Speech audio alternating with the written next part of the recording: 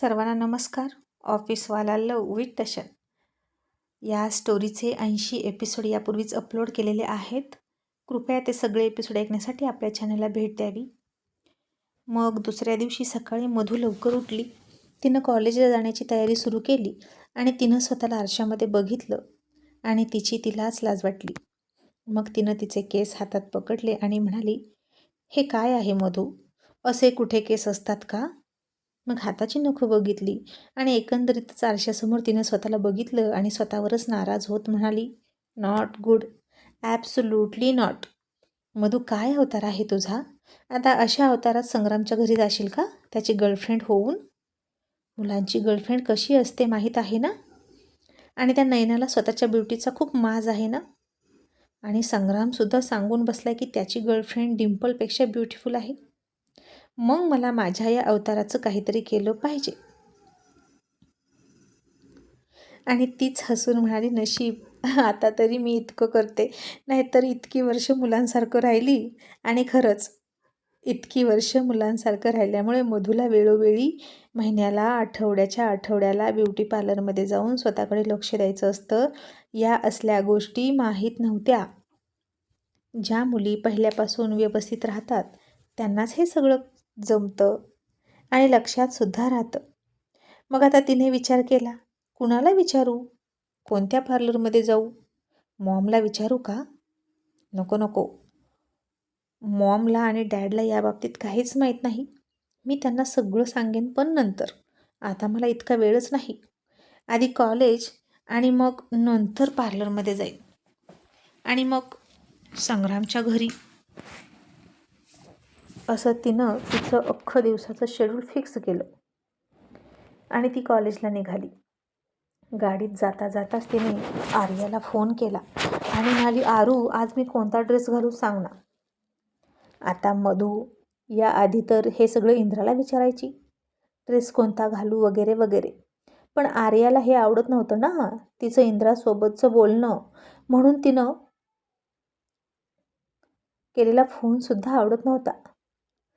आणि आता अशा प्रकारे आर्यानं मधूसोबत अबोला पकडला होता आणि दोघींमध्ये येणाऱ्या इंद्राला अलगद बाजूला काढला होता. कारण इंद्रा तिचं सांगूनही ऐकत नव्हता ना. मग तिनं मधूकडून इंद्राची गेम केली. आणि आर्यासुद्धा खूपच मोठी गेमर होती असं म्हणायला हरकत नाही. आणि काय नसणार, ती मुलगी कोणाची होती, हो की नाही?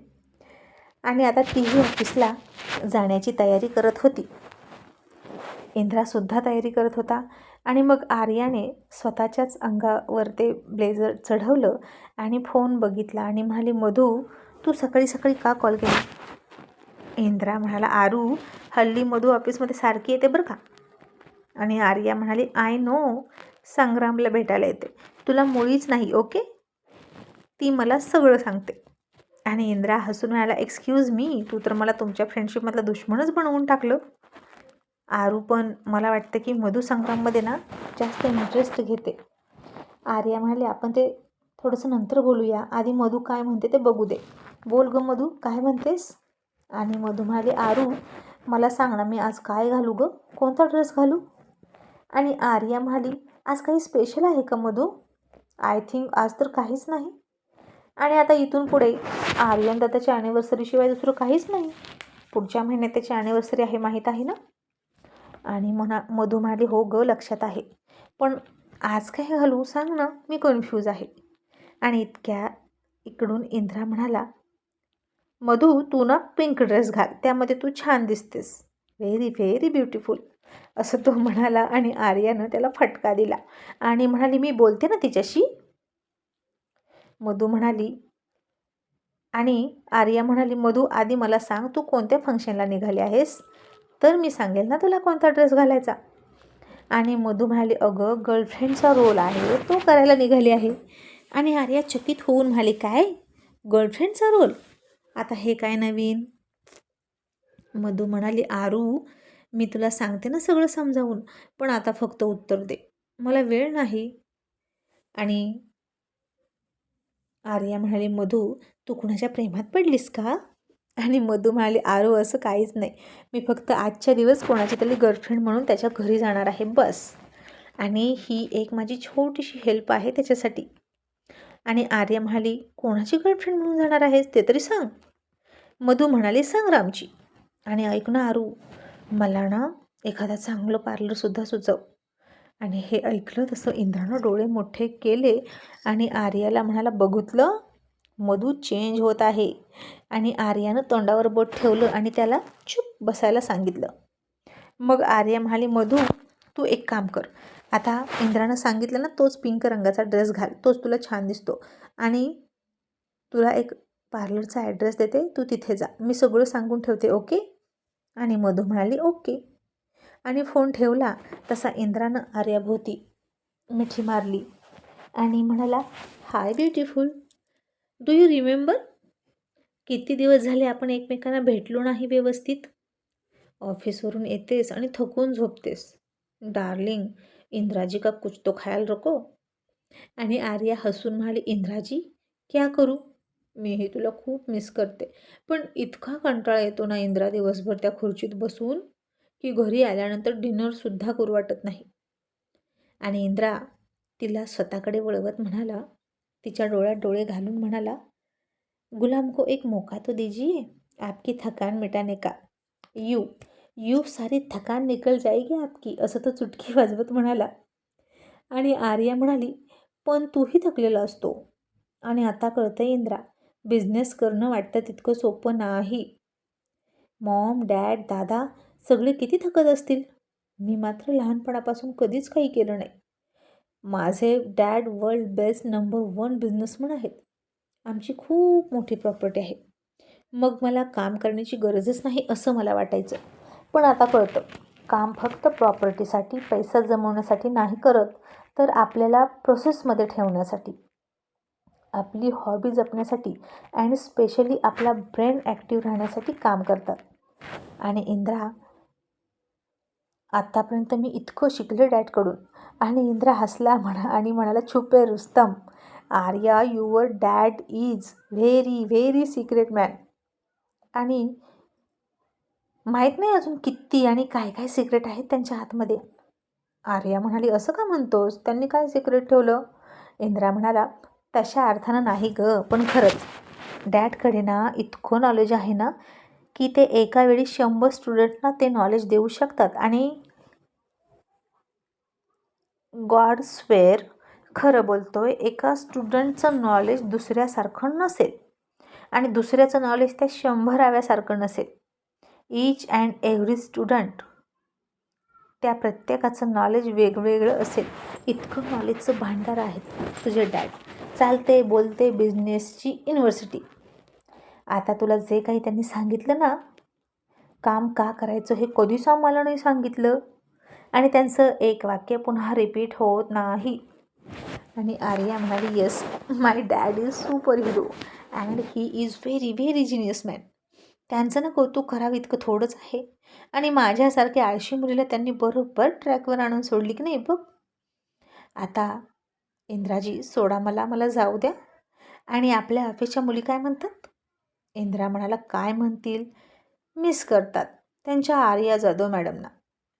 आर्या हसून म्हणाली, मला का मिस करतील, उलट त्यांना छान वाटत असेल, मी नाही ते. आणि इंद्रा म्हणाला, बाकी का तो कुछ पता नाही, बट रिअली मी खूप मिस करतो आरू तुला. असं म्हणून त्यानं ओठांवर ओठ ठेकवण्याचा प्रयत्न केला.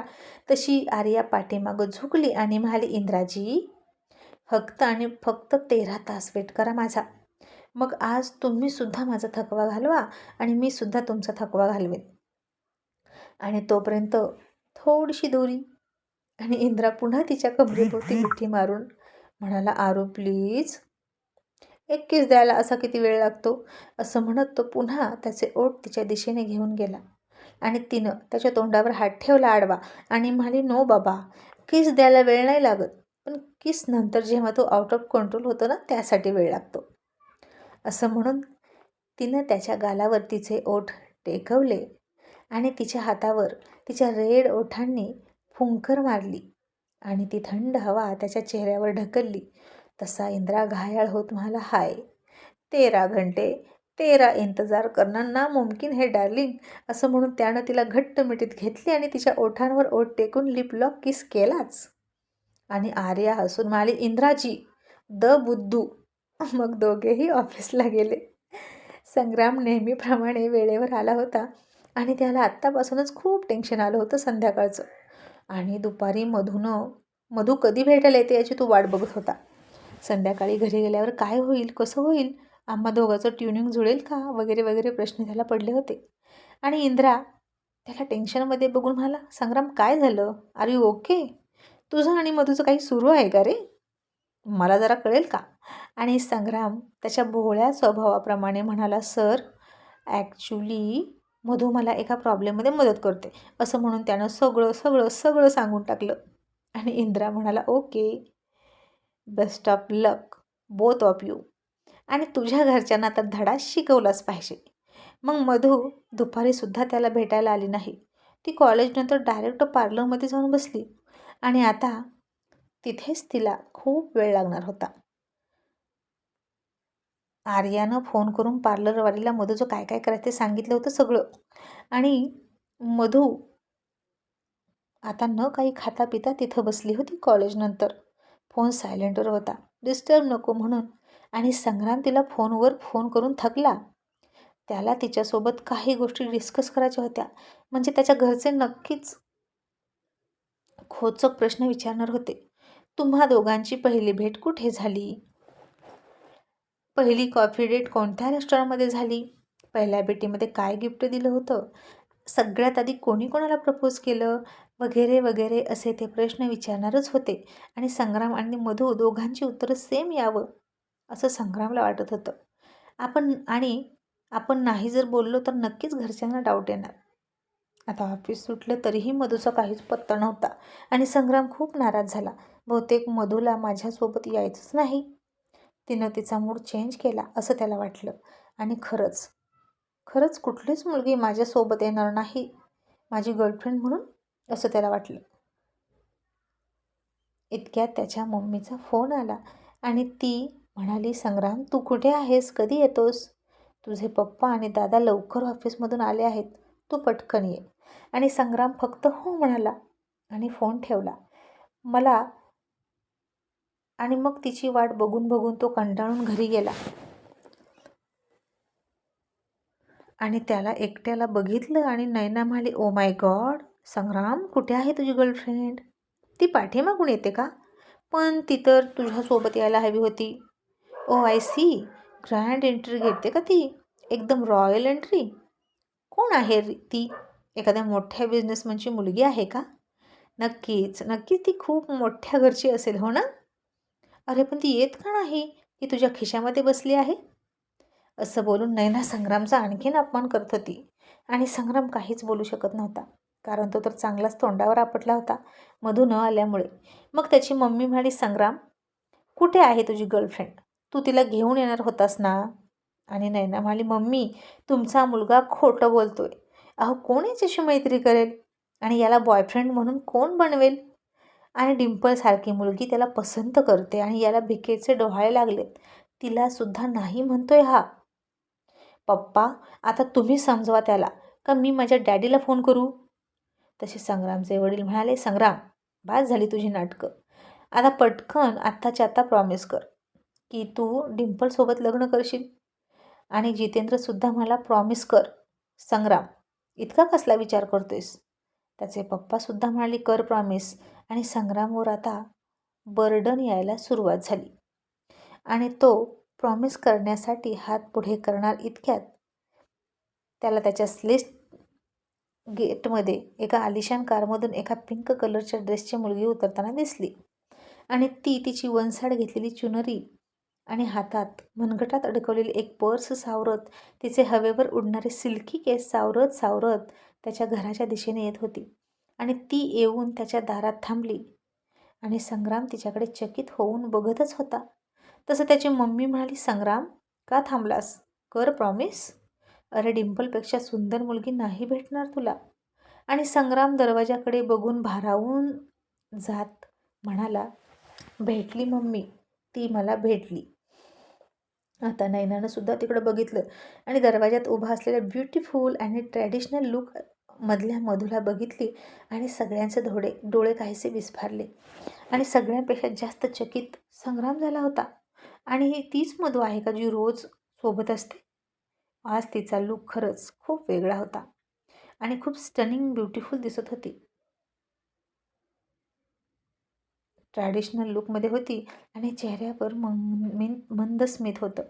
आणि नैना तोऱ्यात म्हणाली, एक्सक्यूज मी, तू कोण आहेस? आणि मधू तशीच थोडी हसून म्हणाली, माय नेम इज मधू. आणि डिंपल म्हणाली, फक्त मधू का? तुझ्या मागे पुढे बाकी काही नाव आहे की नाही? आणि मधू पुन्हा हसून म्हणाली, माझ्या आधीच्या नावापुढे, त्याच्या मागे पुढे काय आहे हे मॅटर करत नाही, पण आता इथून पुढे माझं नाव आणि त्यापुढे काय लागणार हे मॅटर करतं. तर आत्तासाठी फक्त मला मधू म्हणा. आणि मी संग्रामची गर्लफ्रेंड आहे. तुम्हीच बोलावलं ना भेटायला. संग्राम, मी आत येऊ का? संग्रामला आता भान नव्हतं तिला आत बोलवण्याचं. आणि खरंच मधूसारखी ब्युटिफुल मुलगी माझी कधीतरी गर्लफ्रेंड होईल का रिअल लाईफमध्ये, असं त्याला खरंच वाटलं. मधू पुन्हा एकदा म्हणाली, संग्राम मी येऊ का? आणि नैना म्हणाली, संग्राम तू असा काय बघतोस तिच्याकडे पहिल्यांदा बघत असल्यासारखा? तुम्ही नक्की एकमेकांना खूप वर्षापासून ओळखताय ना, की इथे येण्यापुरतं नाटक केलं? आणि संग्राम म्हणाला, नाही नाही, आम्ही ओळखतो एकमेकांना, मधू ये ना. आणि त्यानं सगळ्यांना मधूची ओळख करून दिली. आणि मग नैना मधूसमोर सोफ्यावर पायावर पाय टाकून तोऱ्यात बसली, तिचा वन साईड पदर बाजूला फेकून. आणि मधूसुद्धा तिच्याच समोर सोफ्यावर तसंच पायावर पाय टाकून ऐटीत बसली, तिची पिंक कलरची चुनरी पल्लूसारखी बाजूला फेकून. आणि नैनाला राग आला तिची कॉपी तिनं केली म्हणून. आणि तिनं आता तिच्या पायावरचा पाय काढला आणि व्यवस्थित बसली. पण मधू मात्र अजूनही तशीच ऐटीत बसली होती. आणि मग संग्रामची मम्मी म्हणाली, संग्राम तुमची पहिली भेट कुठल्या दिवशी झाली आणि कुठे? तसं संग्राम पटकन म्हणाला, बागेत. आणि मधू म्हणाली, ऑफिसमध्ये. आणि आता दोघांची वेगळी वेगळी उत्तरं आली आणि सगळ्यांनी त्यांच्याकडे संशयाने बघायला सुरुवात केली. आणि संग्राम घाबरला.